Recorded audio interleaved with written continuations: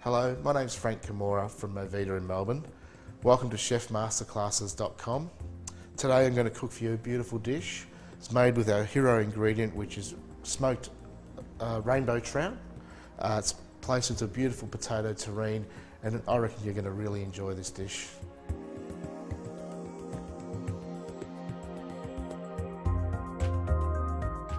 Okay, here's that beautiful smoked trout that we flaked earlier on, and you can see how I did that in the chef tips section. Next up, what we need to do is to slice up some potatoes fairly thinly. So these are just ordinary whitewashed potatoes.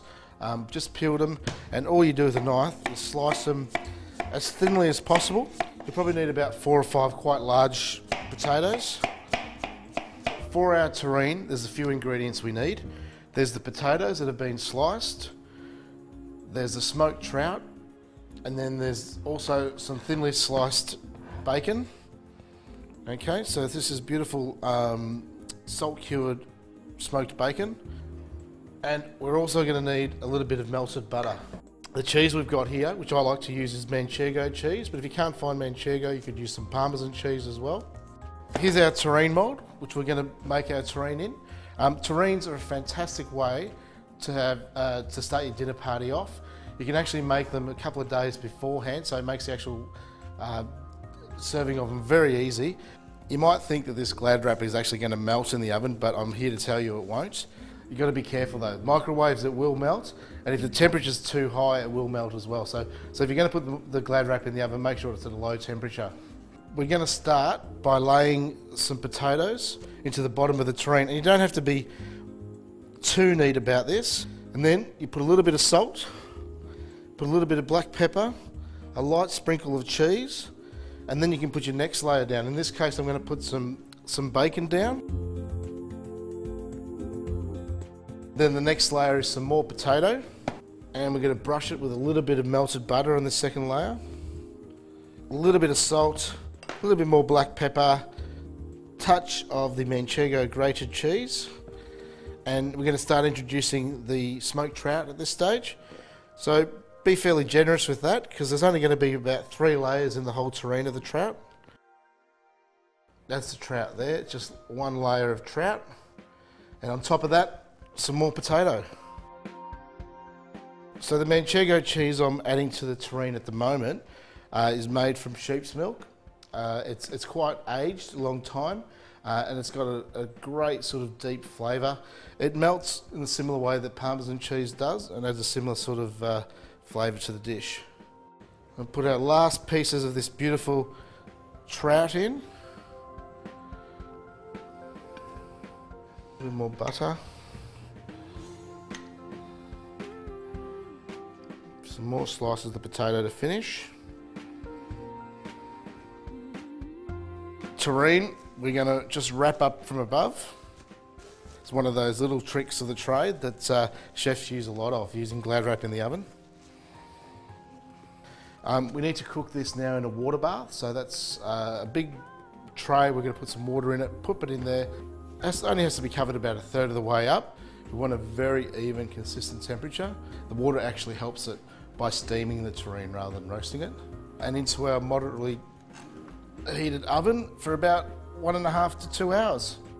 Okay, so here we have the terrine the next day. So what we've done is we've cooked it for 1.5 to 2 hours at 160. We've tested the doneness just by poking it with a skewer. If it goes in nice and easily and smoothly, you know, it feels like a cooked potato, then you know it's ready. Let that cool down in the terrine mould. And what I do, once it's cool enough, I pop that in the fridge and I put a weight on it. Usually I put, you know, might be 1 litre milk or 2 litre milk, or anything that's quite heavy that's just going to press that down overnight. So 10 hours later, 12 hours later, what you have is this. Take that out of the terrine mould, quite firm, nicely chilled, and still in its plastic wrap. So obviously you need to take the plastic wrap off, but you don't have to take it all off. What you can do is just cut a piece off it like this, and then take a slice off it, about 1 inch or so thick. There you have a nice, beautiful terrine. What we need to do now is just pan fry it, just gently in a little bit of butter with a little bit of rice flour to coat it, so to give it a nice crispy edge, and warm it through just a little bit. Okay, so we've got a moderately hot pan, which I'm going to add a little bit of olive oil to, and just a little bit of melted butter. The melted butter helps it get a nice little brownness to it. I'm going to take the plastic off the terrine now that we've got it over here, so it's kept its shape until then, and just lightly dust it into some rice flour on both sides.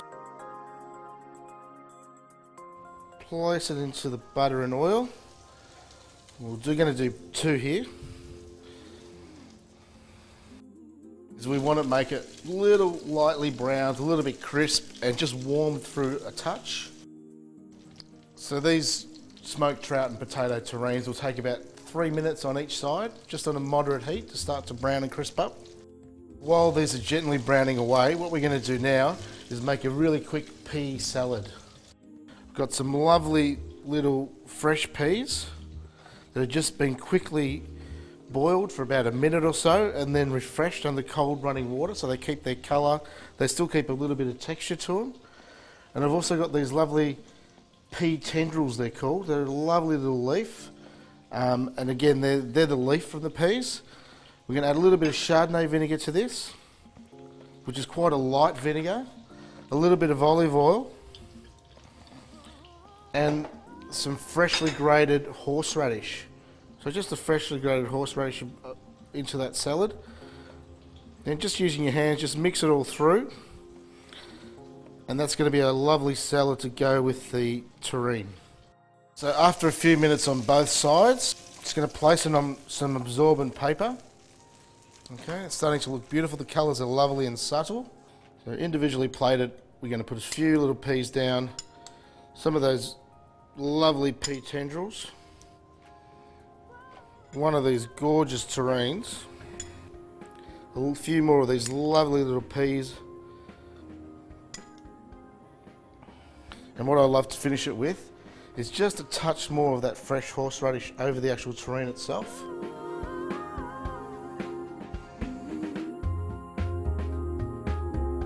There you go. This will make an absolute wonderful lunch.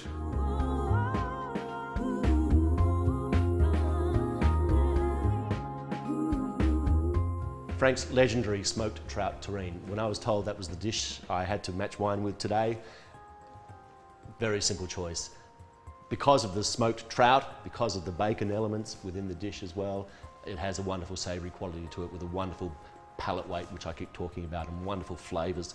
To me, it's got to be a Chardonnay, and a Chardonnay with body, and a Chardonnay with flavour, and a Chardonnay with weight to it. That's why I've chosen this one. It's an absolute beauty. McLean's Farm Barossa Chardonnay 2009, multi-award winning Chardonnay.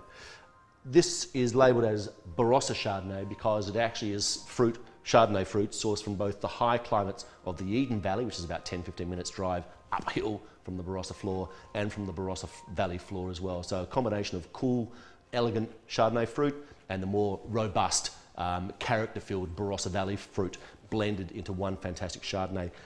Lightly oaked in small French oak barrels, which gives this wonderful hint of savoury quality to it as well. But all the qualities in the wine are a perfect match with the actual smoked trout terrine as well, because it has matching qualities. But the great thing about the wine is, because the actual flavour of the food is quite powerful as well, this wonderful Chardonnay has a wonderful acidity to it and a wonderful fruit-driven backbone to it that will actually cut through those savoury qualities of the food, and allowing neither the wine nor the food to overpower the other. Fantastic match. You'll really enjoy this.